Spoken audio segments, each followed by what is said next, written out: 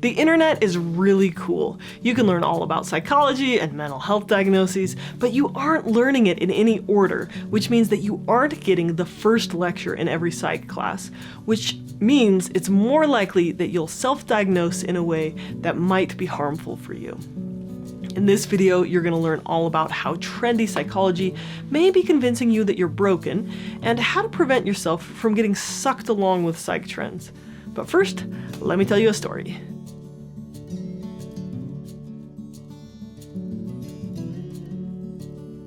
If you'd like to improve your relationships with family and friends, but you don't know where to start, there are steps you can take. Building good relationships isn't just something that happens to you, it's a skill that you can learn. In my course, Better Relationships in 30 Days, I'll walk you through the process of fostering appreciation, improving communication. You'll learn how to make repairs and restore those feelings of warmth and love. You really can learn to transform conflict into connection, so check out the link in the description to learn more. When I took abnormal psych in college, I had a brilliant professor who started off the class by asking us all to take a personalized assessment, kind of like the ink blot test. In order to get a better idea of the personalities of the students in the class, the teacher asked us all to draw a tree, a house, and a person on a single sheet of paper. We were told to turn them in, and that in the next class period, we would all be given a personalized interpretation of what our drawings said about us. So I did it. I drew my tree, house, and person, I turned it in, and I wondered what the professor would deduce about me. When we came back to class the next time, we were all handed our treehouse person in a yellow envelope, and inside was a short paragraph explaining what this drawing said about my childhood and my view of the world. We all took a moment to absorb what we were reading, and then the teacher asked us to share what we thought about the comments, but specifically asked us not to share any details from the paragraph we were given. One by one, the other students expressed amazement at how accurate their description was, and how true to their life it was. Many of them said, "This paragraph describes my home life exactly."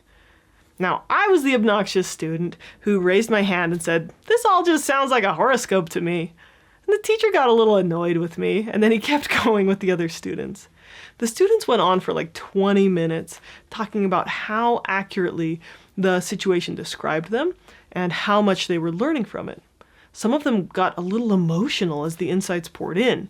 And then the teacher asked if there was a volunteer who would read their entire interpretation aloud. Someone did, and the room went very quiet. The students all glanced at their own personalized interpretation and realized that everyone had been given the exact same interpretation. They'd been duped. None of the interpretations were personal at all.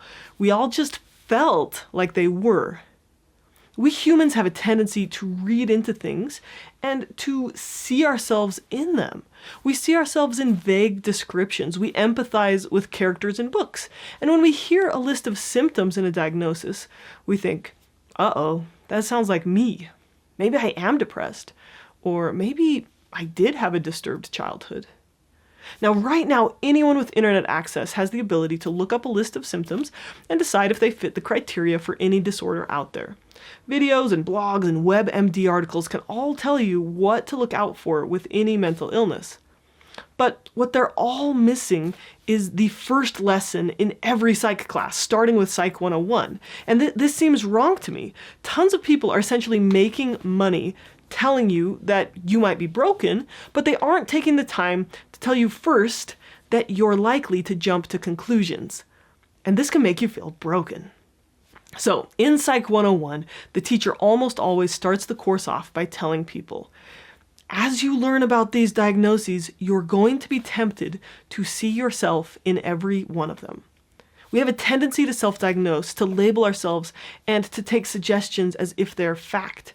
But just because you sympathize with a list of symptoms doesn't mean you actually have that disorder.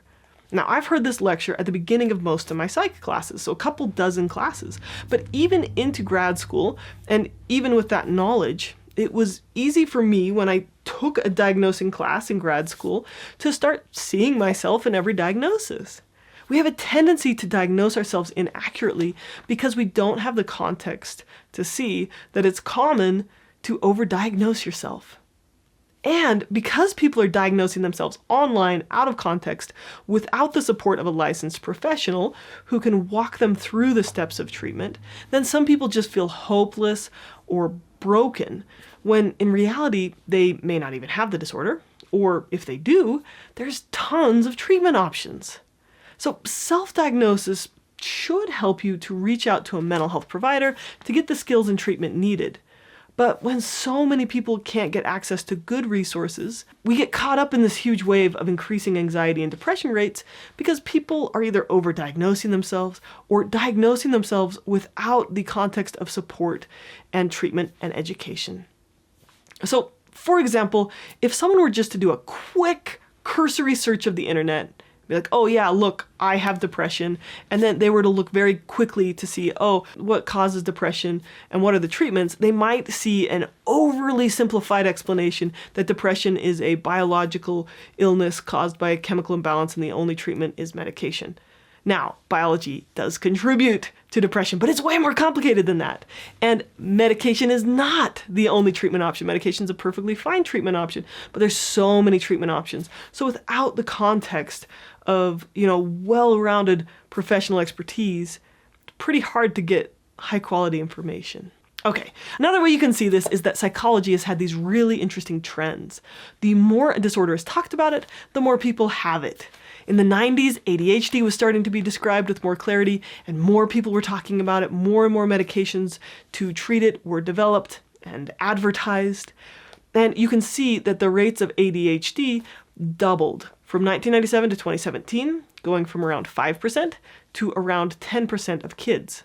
Now, it's not possible to tell whether this increase represents a change in the number of children who have ADHD or a change in the number of children who were diagnosed. Seeing an increase in diagnosis could be a good thing. It means that more kids are getting resources at school or medication or other treatments.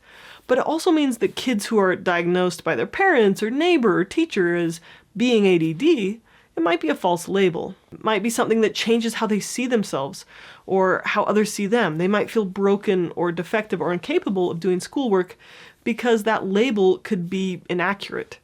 Or maybe they do have ADD and the diagnosis comes without treatment or support. Now, one of the reasons that we have increasing rates of some of these things is because we do have better resources available, better medication, better diagnostic tools, more early intervention. So, for example, autism is being talked about more than ever, and pediatricians all across the country are screening 2- and 3-year-olds for autism. And if they have symptoms, then they'll try to enroll them in early intervention programs. Now, 40 years ago, most kids wouldn't be getting a diagnosis or much support. So I'm not saying that these issues aren't real. It's just that people also have a tendency to self-diagnose and to diagnose others. The more we talk about a disorder, the more people self-diagnose. And pharmaceutical companies don't help with their ads. Many people self-diagnose after watching a medication commercial and then believe that medication is the only treatment option for depression or ADHD. And like I said, it's a fine option, but it's just one of them. It's just one of many options. And if you self-diagnose, you might not even have the disorder. The more we talk about something, the more people self-diagnose. So for a while, around 2000 to 2010, bipolar disorder was very popular. New medications had come out. A lot of people were talking about it, and a lot more people were self-diagnosing as bipolar. And mental health professionals are not immune to this. For example, there have been weird trends in trauma treatment, where decades ago therapists thought there was this massive wave of ritualistic sexual abuse. So they would suggest that to their clients in therapy, sometimes under hypnosis, and then their clients would form memories of this abuse, and then confirm the idea to the therapist. Now, it's been shown that therapists helped clients create false memories. It's pretty disappointing, right? There was also a trend in trauma treatment where people who had experienced trauma would get triggered and they'd fall on the floor and convulse. Like that was really common a few decades ago, but now it's not. So those are both examples where the more people talk about certain ways trauma is expressed or certain ways trauma happened, the more people then believe that that's how they experience it. This is why psychology is partly a hard science and partly a soft science, right?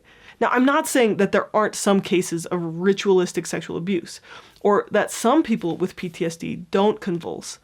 But the waves of the trends indicate that once we start talking about this stuff, we start to see it more.